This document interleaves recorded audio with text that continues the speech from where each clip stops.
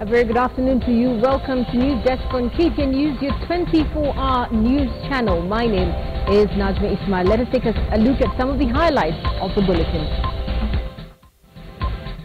Information Cabinet Secretary dismisses National Assembly over controversial powers and privileges bill. What next for Kizza Besigye? Ugandan opposition leaders' tough call. And the biggest merger of brewing companies, what it means to beer consumers.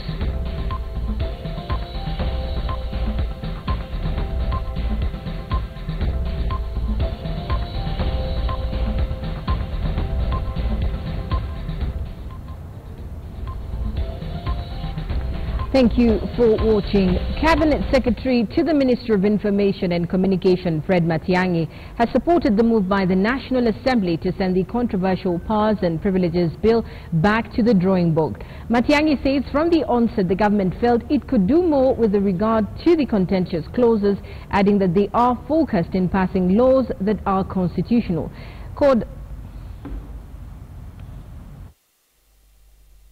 Could be acting out of some of these experiences, where they feel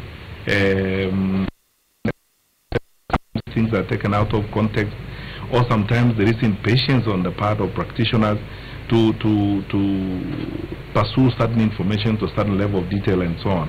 And as I said, that's the reason why, if we were not spending all the time in court, the Complaints Commission would be vibrant, up and running. The Media Council would be vibrant, up and running and strong, able to take some of these things so that when the political leadership and any others who have issues with the media, they would have an avenue through which they would actually ventilate these issues. So maybe they're looking, on the right and they're seeing the Complaints Commission is in limbo. They're looking on the left, they're seeing the Media Council is not as strong as it ought to be. There are cases in court, we cannot actually even go forward and finalize the creation of the council. And they're saying, okay, what avenues then do we have? Let's take a legislative action. And for them, because they're members of parliament, what is available to them is a legislative avenue. Let's not forget about it. So much as we are dealing with this issue, I suggest that we be a bit more comprehensive. Let's not look at only our side of the story. When you want to resolve an issue, you have to look at it very comprehensively. Let's deal with our side, but let's also deal with their side of the story.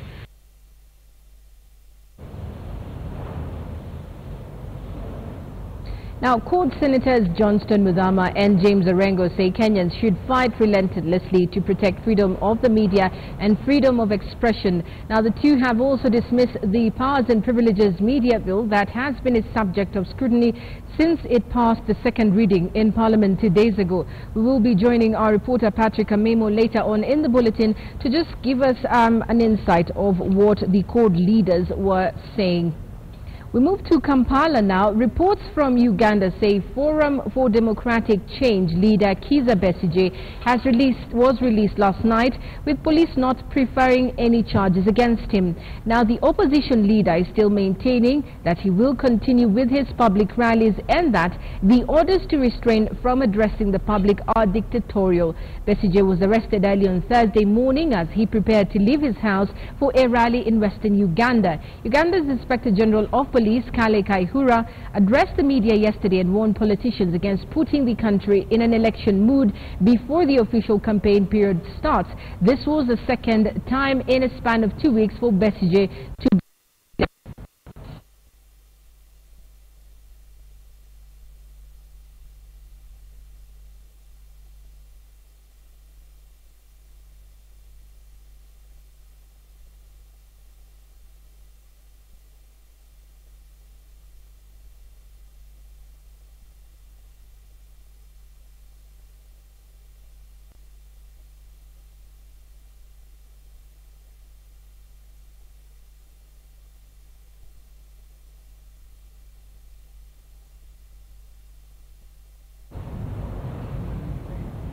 Now, with hardly 9 days to go to the October 25th general elections in Tanzania, the Chama cha Mapinduzi presidential candidate John Magufuli was in Dar es Salaam on Thursday en route to Pemba.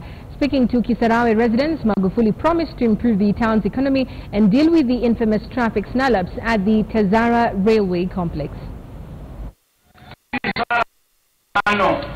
ambalo pia na ninyi linawagusa. Nataka niwahakikishie ndugu zangu, wala sio tatizo.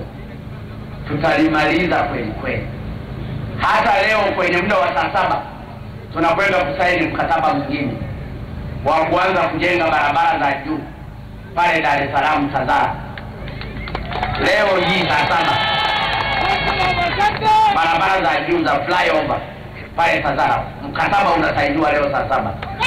Kwa hiyo ndio maana natoka huko haraka na kwenda kusimamia pia mkataba mwingine wa kujenga. Ndio uliyeteuliwa kupeperusha bendera ya Chama cha Mapinduzi.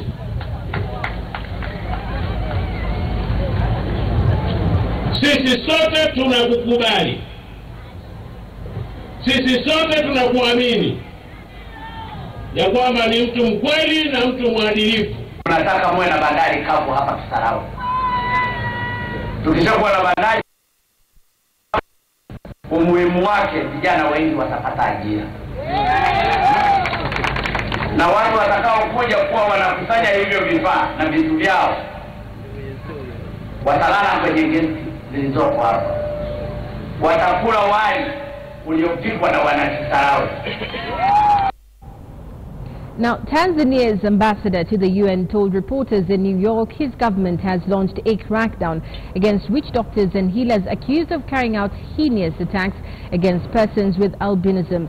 United Nations officials estimate about 75 albinos have been killed in the East African nation since 2000 and have voiced fears of rising attacks ahead of this year's election. Now, as politicians seek good luck charms from witch doctors. Take a look. The government has launched a crackdown on witch doctors and traditional healers who are responsible for orchestrating the attacks against persons with albinism. Almost 200 witch doctors and traditional healers were arrested and 123 had been arraigned. As a country, we are making broad-based interventions driven by the conviction that the tragedy confronting our fellow citizens is a heinous crime deserving severe punishment. Regrettably, some individuals and entities have transformed the plight of our people as a source of generating fame and/or income. Sudanese President Omar Hassan al-Bashir is urging rebels to resume talks after only one notable he formally reopened talks with rebels and opposition groups. Bashir says rebels should halt a boycott on dialogue in return for a ceasefire. His government has been confronted by rebellion in its Darfur region since 2003 and other insurgency in parts of the country in recent years. Only one notable rebel group showed up for the Darfur peace negotiations that reopened in Khartoum over the weekend. 18 groups had consented to take part in the formal reconciliation at the inception in 2014 but backed out in January. We issued a presidential decree to a ceasefire and the cessation of hostilities, and the two decrees are in effect on the ground. And we hereby announce our desire for the cessation of hostilities if the other two parties commit honestly to that and make it a permanent ceasefire, if they become partners in making the best future for Sudan and its people. The 72-year-old president, who extended his rule in April when he was re-elected after most opposition groups boycotted the vote, called for a national dialogue early last year, but little headway has been made since. I renew the call again to those suspicious to respond to the national dialogue call, as we would like to see a greater Sudan for all Sudanese. Main rebel groups have rejected previous amnesty offers and refused to attend talks held inside Sudan. The National Coalition Forces, the main opposition coalition, also boycotted Saturday's gathering demanding that Bashir repeal security and press laws and free political detainees before it enters into negotiations. The top priority is to stop war. Security is the essence of life. If armed groups and governments stick to the guns, there will be no security. Thus, there will be no stability. The opposition Democratic Liberal Party says the regime is trying to buy time after failing to effectively rule the country for 26 years. Bashir's government has been confronted by rebellion in the Darfur region since 2003 and other insurgencies in parts of the country in recent years. The United Nations has described Sudan's western Darfur region as one of the world's worst humanitarian crises. More than 2.3 million people have been displaced from there. Trixingado, KTN News. Now, much of InBev's interest in SAB Miller stems from the potential growth of beer markets in Africa, a continent of 1 billion people, but the mega merger could see the world's largest brewer face a consumer backlash on top of a commodity price slump hitting the region's bars. It is not hard to see where Anheuser-Busch, a South African beer company, interest in SAB Miller lies. Its smaller rival owns over 40 different beer brands in Africa, while the world's largest brewer has none. The rise of craft beer has weakened some of Anheuser-Busch's home markets, such as the United States, making the growing middle class in emerging markets like Africa even more attractive. As the continent has become more prosperous, consumers have moved away from illicit brews and more towards branded lagers and ales. There are huge opportunities in a number of the emerging markets, of course, whether it's Africa, whether it's what's going on in China, the areas where the middle class is really developing. And of course, to be able to exploit that, you need to be big. The world's top brewers, Anheuser-Busch and South African Millers, have agreed in principle to one of the biggest mergers in corporate history after a near-month-long courtship resulted in South African Millers accepting an offer worth more than $100 billion. If it goes through, the new mega brewer will make around a third of world's beer. Africa is expected to see a sharp rise in legal drinking age population in the next few years, but the commodity price slump has recently put a big dent in economic growth.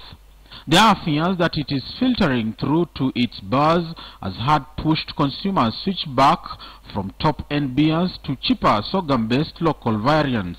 Well, it is a bit of a problem, obviously. There are so many commodity-producing countries.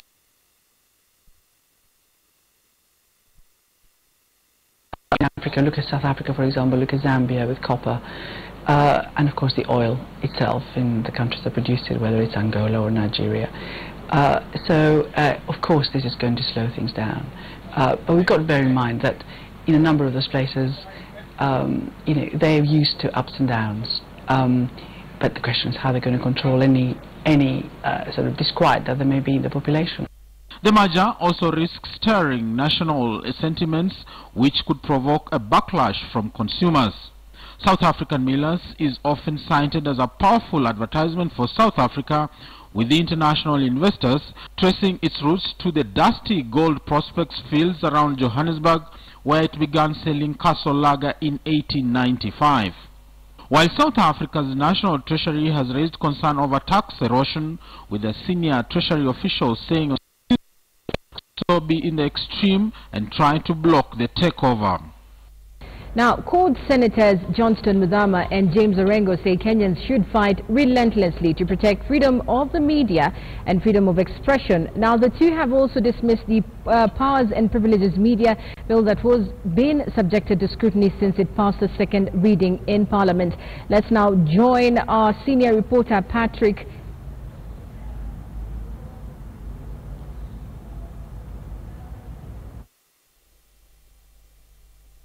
And for me, the worst thing that is happening is this attempt to gag the media. Because I remember when we were fighting for change, the only organ or the only institution that was there to support the struggle for change was really the media. Both the mainstream media and more particularly, the unofficial media at the time, which included magazines like The Society, the Nairobi Monthly, and so on and so forth. So I am really taken aback, particularly when court had gone to court to challenge some of the legislation that had gone through Parliament and the President. the court, the High Court of Kenya, supported by the Court of Appeal, made, very well considered rulings that the provisions of the Security Laws Amendment Bill were indeed unconstitutional. And we are going through this experience again. I hope that Kenyans will not look at this as just part of normal politics. We should see it as a great clawback to the constitutional achievements that we've made, and that we must fight back relentlessly and vigorously to make sure that the freedom of expression and the freedom of the media are not interfered with, and that this legislation, which I gather that the Speaker of the National Assembly said must go back for reconsideration. But that may be out of the pressure that has come out from the public. But the truth of the matter, it should not have been read even the first time, because one of the responsibilities of the Speaker and of the House Business Committee is to see that any legislation that is brought before the National Assembly or the Senate does not have in it provisions which are unconstitutional. Lazima kuwe, and this must be applied, checks and balances, and it can only be brought about through the accurate reporting by the media. But if the media are ganged up and they are being pushed out, then it's being left now the leadership with no checks and balances. Na hayo ni mambo ambao kabisa hatuwezi kubali. Tunataka kila mtu katika taifa hili letu, maana tumepata uhuru, na hii uhuru sio nusu. Tunataka kila mtu apewe nafasi ya kufanya kazi yake. Kama ni waandishi wa habari, waandike kulingana na wanavyojua na vile mambo yalivyo. Kama kuna mtu anakerwa na mambo hayo, yeye mwenyewe binafsi ana sheria ya kuenda kotini na kushtaki mwandishi ambaye amemkosea au amemkosoa kwa njia ile ambayo haifai. Lakini kuleta sheria za kusuia kwa mwanzo, hii ni jambo ambalo halitawezekana. Well, our senior reporter Patrick Amimo was at the press conference and filed that report. Now, a Nairobi teacher accused of defiling a Form 1 student has been released on a 500,000 shilling cash bail. Hilary Okeo of High Reed Secondary School was charged with 2 counts of defiling the girl and committing an indecent act on her in a case filed.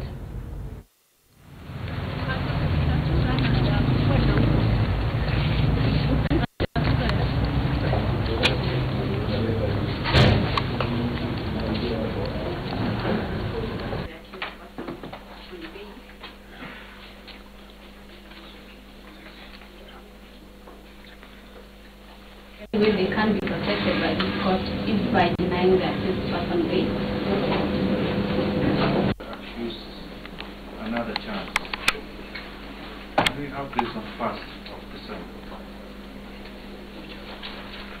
Why has he never taken witness statements?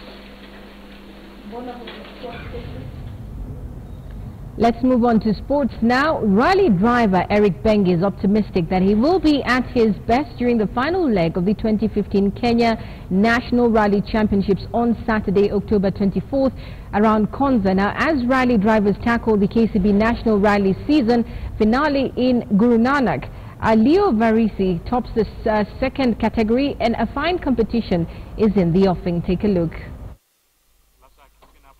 With an important session to ensure that his fancied Toyota Ranex is ready for the 36th edition of the 2015 Kenya National Rally Championship, which will get underway on Saturday, October 24th, as crews tackle the season-closing KCB Guru Nanak Rally.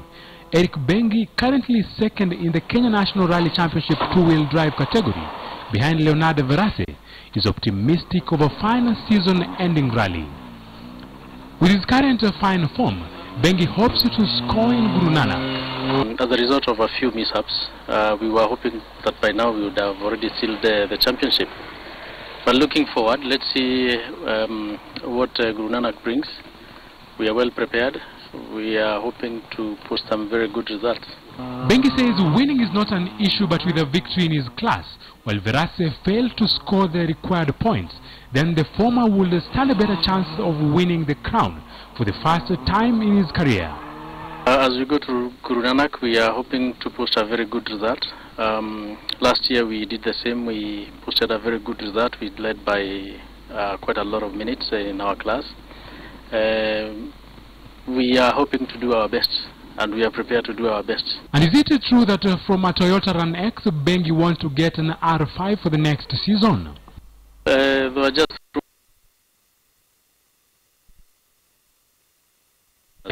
there, but I would also say they are good players. One day if we get an R5, I think we would even post a better result. Apart from the National Formula 2 Rally Championships, an action-packed rally it will be, with 6 times Kenyan champion Ian Duncan going for an unprecedented 13th title. Moses Wahiki, KTN Sports.